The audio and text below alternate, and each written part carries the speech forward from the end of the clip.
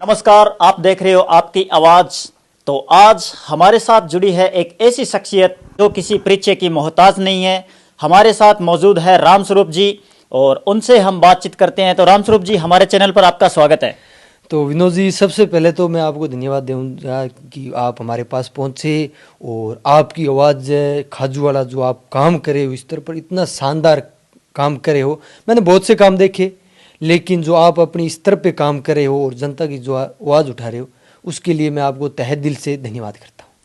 रामस्वरूप जी, एक बात हम आपसे जानेंगे कि आपकी जो ये अदाकारी है पत्रकारिता के अंदर, हर पत्रकार थोड़ा डरता है, बेबाक नहीं बोलता है। आप हर जगह हिचकिचाते नहीं हो, बेबाक बोलते हो, इसका क्या कारण है? देखो, दो चीज़ होती है। अगर मैं बात करूँ तो राजनीति तो है, अपन वोट लेना आवे बी टाइम के हाथा जोड़ी करे, वोट लेने के बाद में कटे जाए वो। लेकिन वास्तविकता आ है जब आप किसान के न पहुंचा नहीं, जब मैं या आप जाओ या मैं जाऊं, मैं किसान के न पहुंचू भी दर्द कहानी सुनू ना, जब मन मतलब यहाँ आने लाग जाए कि रोनो आने लाग जाए, वास्तविकता ये चीज़, तब मेरो यहाँ मन अंदर यहाँ लगे कि यार वास्तविकता ये किसान की आवाज़ है। तब मेरे मतलब ऑटोमेटिक यहाँ मतलब अंदर जलन सी ला जाए, कई मन यहाँ के वे ऐसे है वैसे। लेकिन मैं इस चीज़ की फिक्र कौन करूँ, मैं सीधी कहूँ हेलो मारा, मैं कह दूँ आपने काम गलत किया है, आपकी मैं बैंड बजाऊंगा और बात जो है जो कोई दूसरों बजाई यार बैंड मैं बजा दूँ। बिल्कुल, ये आपका जो बहुत ही शानदार एक क्रेज के तौर पर चलता है कि मैं आपकी बैंड बजा दूंगा, ये एक बहुत ही शानदार हास्यप्रद और लोगों को बहुत ही मन लोग ऐसे सोचते हैं भी वाकई ही आपने काम किया है। तो एक बात और पूछेंगे कि इस बॉर्डर लाइन पे कई पत्रकार काम कर रहे हैं, जैसे शिवम बीकानेरी है, सुदेश राजस्थानी है। तो आप बॉर्डर लाइन पे हो, तो आपको कैसा लग रहा है काम में? देखो, शिवम बीकानेरी यूट्यूब चैनल है, अच्छा चैनल है, वो एक कल्चर है और पुरानी जो लाइफ है वो दिखाते, शानदार दिखाते। अब सुदेश राजस्थानी है तो वो अपने लेवल पे काम कर रहे हैं और मैं हूँ तो मेरे लेवल पे काम कर रहा हूँ। लेकिन जहाँ बॉर्डर लाइफ की अगर आपने बात की है तो मैं आपको बता दूँ कि बॉर्डर लाइफ पे देखा जाए तो बीकानेर है, जैसलमेर है, बाड़मेर है। लेकिन जैसलमेर और बीकानेर में मैं बहुत सी जगह जा चुका हूँ। लेकिन जहाँ बॉर्डर लाइफ की अगर बात करें तो बॉर्डर लाइफ की ये हालात हो रखी है कि नेताओं को जब बोलते हैं ना कि हमारा बच्चा पढ़ेगा, तो वो क्या बोलते हैं कि आप अपने बच्चे से क्या करो, गुआर कटोर भेड़ों में भेजो।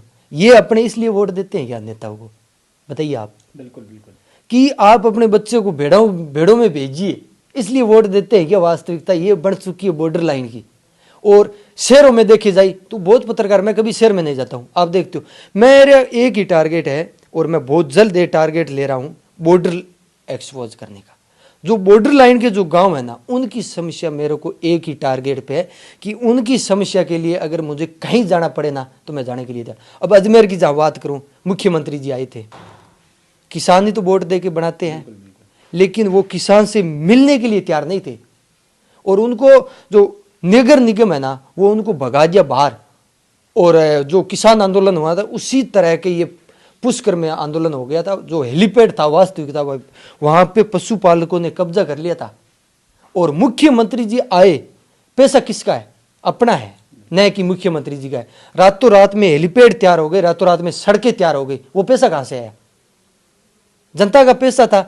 तो हेलीपैड जो वास्तविकता हेलीपैड है तो नया हेलीपैड और नई सड़कें बनाने की कहां तैयारी थी? वह मीडिया को जाने के लिए एंट्री बंद कर दी थी। तो बताइए, गुस्सा नहीं आएगा तो अपने करेंगे क्या?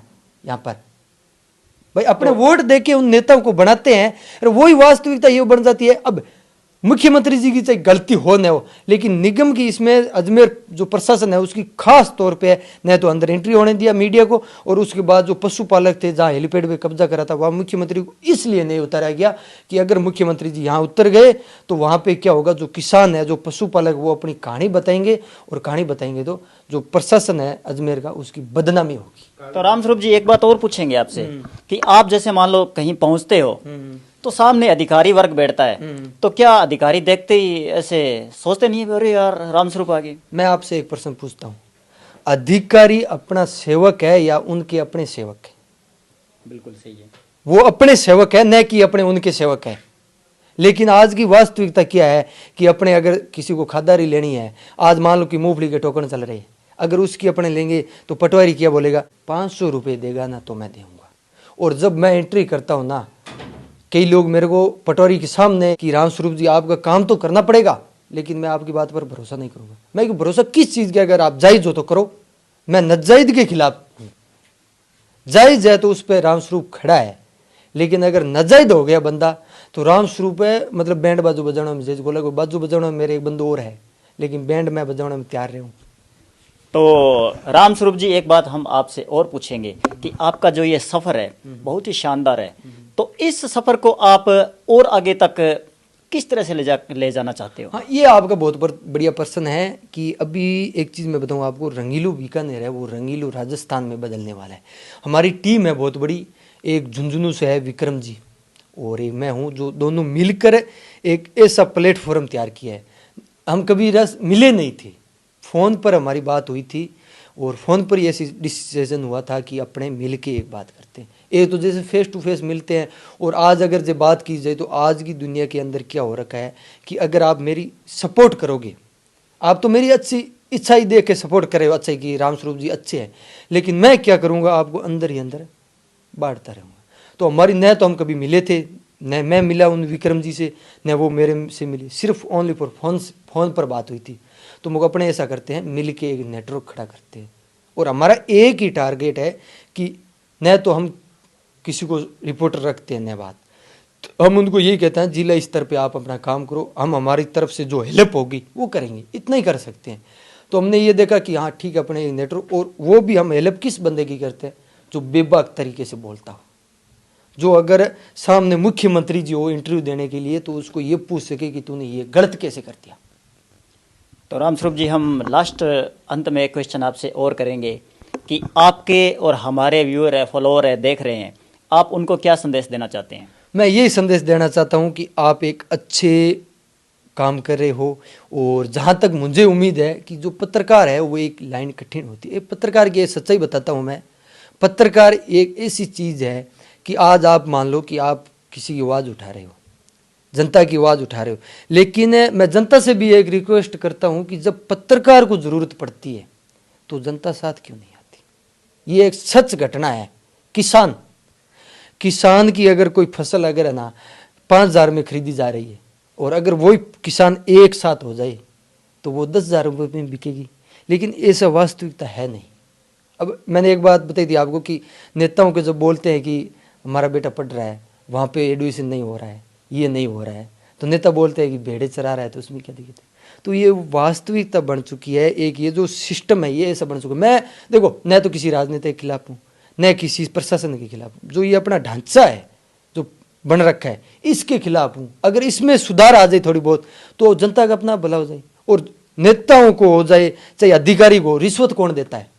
अपने देंगे तो वो लेंगे, अगर अपने उनके खिलाफ हो जाएंगे या अपने बच्चे पढ़ लिख के हो जाएंगे तो अपने आप भ्रष्टाचार है वो मिट जाएगा। सवाल पूछ लेंगे सीधा कि आप ये गलत क्यों कर रहे हो, किस चीज़ की आप पैसा मांग रहे हो। अगर पटवारी ले रहा है पैसा तो उसको बोलो भाई साहब रसीद दो मेरे को, तो अपना वो समझ जाएगा कि यार ये तो पढ़ा लिखा बंदा है और मेरी बैंड बजा देगा। ये अपने राजस्थान की, हाँ राजस्थान के अंदर अगर मैं इस क्षेत्र की बात करूं, राजस्थान पूरे की इस मिशन के अंदर तो कोलाई क्षेत्र में काम हुआ है, ये मैं मानता हूं। जो मंत्री जी है, ऊर्जा मंत्री जी भंवर सिंह भाटी, काम करवाया है ये मैं मानता हूं, लेकिन अपना काम क्या होता है, जो सत्ता में है उनके खिलाफ अपने को बोलना। चाहे थोड़ा सी बात होगी तो अपने सवाल किससे करेंगे, जो सत्ता में उससे। अब कई बोलते हैं भंवर सिंह जी के आदमी की यार आप मंत्री जी का पीछा पकड़ रखा है, तो मैं देवी सिंह जी है या डॉक्टर सुरेश बिश्नोई है, वो चुनाव की तैयारी कर रहे हैं या और भी है, मैं उनसे क्या पूछूं, उनके पास तो पावर ही नहीं है। या वसुंधरा राजे है, उनको मैं क्या पूछूं भाई, मैं उनको ही पूछूंगा। अशोक जी गहलोत है, सचिन पायलट है। अब राजस्थान में तो ये हालात हो रखे हैं कि कांग्रेस पार्टी है वो आपस में ऐसे लड़ रही है कि मुख्यमंत्री कौन बनेगा। अब बताओ राजस्थान के क्या होगा। ये सबसे बड़ा महत्वपूर्ण प्रश्न बन चुका है। अगर ऐसा ही रहा तो आने वाले टाइम में कांग्रेस है वो। रामस्वरूप जी, मैं एक बात आपसे और पूछूंगा कि आज बॉर्डर एरिया के अंदर काफ़ी पत्रकार हैं और लोग आरोप प्रत्यारोप लगाते रहते हैं कि पत्रकार बिकते रहते हैं, पत्रकार बिक जाते हैं, शुरू में आते हैं, काम करते हैं और उसके बाद चंद पैसों के लिए बिक कर गायब हो जाते हैं। कहीं आप उनमें से तो नहीं, कहीं आप तो नहीं बिक जाओगे? देखो, आपका बहुत बढ़िया क्वेश्चन है। मैं जब इस लाइन पे आया था ना, उससे पहले मैं जो काम करता था 3,000 रुपये दिन के आते थे मेरी, कुछ नहीं करना पड़ता था, मेरे को एंट्री करनी पड़ती थी। कंपनी में काम करता था, 3,000 रुपये डेली के आते थे, तो महीने की मेरी अच्छी इनकम थी। लेकिन मैंने उसको छोड़ दिया, तो मैं इस लाइन पे आया हूँ। अधिकारियों की मैंने बहुत सुनी, तो मैंने ये सोचा कि कुछ अलग करे जिससे अपने एक जनता की आवाज़ बन सके और जनता की आवाज़ उठा सके, और अधिकारी है चाहे नेता है उन तक अपनी जो जनता की आवाज़ है वो पहचान सके। तो 3,000 रुपये दिन के मैं छोड़ के आया हूँ, तो मैं बिकने वालों में थोड़ी थोड़ी हूँ। एक बार मैंने क्या किया, कोई शूट पे गया था, तो वहाँ मैंने शूट कंप्लीट कर दिया और सब कुछ कंप्लीट हो गया। फिर उस बंदे ने मेरे सामने 2,100 रुपये किए। मैं वास्तविकता बता रहा हूँ, मुझे ये भाई साहब क्या है कि ये एड के लिए है, तो मुझे एड देने हैं तो दीपावली होती है या होली होती है या और कुछ त्यौहार होता है अपने, तो उस पर होता है कि नहीं नहीं ये वीडियो अपलोड नहीं करना है, आगे होली आ रही थी शायद तक ऐसा कुछ था, उस पर आप एड लगा देना। मैं क्या आप समझ क्या रखा है? तो उन्होंने बोला कि एक भाई साहब पत्रकार आया था, उसको हमने इतने दिए थे। मैं क्यों भाई साहब, एक चीज़ ध्यान रखना, जो रंगीलो बीकानेर आएगा राम स्वरूप, चाहे वो रंगीलो बीकानेर पे आएगा चाहे रंगीलो हनुमानगढ़ पे आएगा, किसी चैनल पे जिस दिन आ गया ना, उस दिन 21 होने चाहिए, 1 लाख 2 लाख 3 लाख जितना आपको मर्जी लगे ना उतना सामने फेंक देना, पैसा नहीं लेगा। जो 3,000 रुपये दिन की दाढ़ी छोड़ के आया है वो कैसे ले लेगा इतने? बिकने वालों में आप नाव मत लेना। फिर मैंने उनको सीधे बोला मैं वीडियो बना रहा हूँ, तो उन्होंने चुपचाप करके ये हो गया, और वो वीडियो मैंने अपलोड किया और उसका जो बंदे का काम था वो तुरंत हुआ था। अगर मैं बिकता ना तो आज तक बिक जाता। और मेरे को धमकी आती है बहुत सी ऐसे, मतलब ये ऐसा हो गया कि मेरे पास बंदे हैं ना, मेरे रूम तक अगर कोई भी, अब बीएसएफ की या आर्मी की या कोई भी बात करूं तो मैं एक सीओ साहब थे बीएसएफ की, वो मेरे रूम के पास रूम के अंदर खाना खा के गए थे। लेकिन उन्होंने फ़ोन किया था कि राम स्वरूप जी आप एक बहुत अच्छे, तो मतलब बॉर्डर लाइन पे मैं चलता हूँ तो मेरे बीएसएफ है, सब जगह जानकारी है, तो मेरे रूम पे खाना खा के गए थे। उन्होंने बोला कि हम आ रहे हैं खाना खाएंगे, तो वो ठीक है सर आप आ जाइए मैं व्यवस्था कर देता हूँ। मैंने सारी टेबल है कुर्सियाँ लगा के व्यवस्था कर दी। मतलब उन्होंने जब मेरे पास आए रूम पे तो उन्होंने मेरे को फ़ोन किया, लेकिन वो बंदे दारू पी के मेरे रूम पे आ गए और मेरे साथ गाली गलौज की, सब कुछ किया, मतलब मारपीट तक आ गए थे। तो मैंने सीधा बज्जू थाना लगता था, अभी तो अपने रणजीतपुरा थाना बन गया, सीआई साहब को फ़ोन किया भूपेंद्र जी सारण, तो उन्होंने वो थे नहीं, और रणजीतपुरा थाने पुलिस चौकी थी उस टाइम, स्टाफ एक था वो छुट्टी पे गया होता, तो उन्होंने सीआई साहब ने बोला कि आप ऐसा करो आवाज़ खोलो फ़ोन की। मैंने फ़ोन खोला तो सीआई साहब ने उनको सीधा ही बोला था कि ये अकेला बैठा है, जब हम भी जाते हैं तो इसको फ़ोन करते हैं कि राम स्वरूप जी हम आ रहे हैं, आप इसके रूम पे कैसे पहुँच गए? वो तुरंत वहाँ से भाग गए थे। सुबह को मेरे सीआई साहब बोले कि आप ऐसा करो आओ और मेरे पास आओ, अपने कुछ न कुछ कार्रवाई करते। ये मैं मेरे साथ वास्तविकता है वो मैं आपको बता रहा हूँ।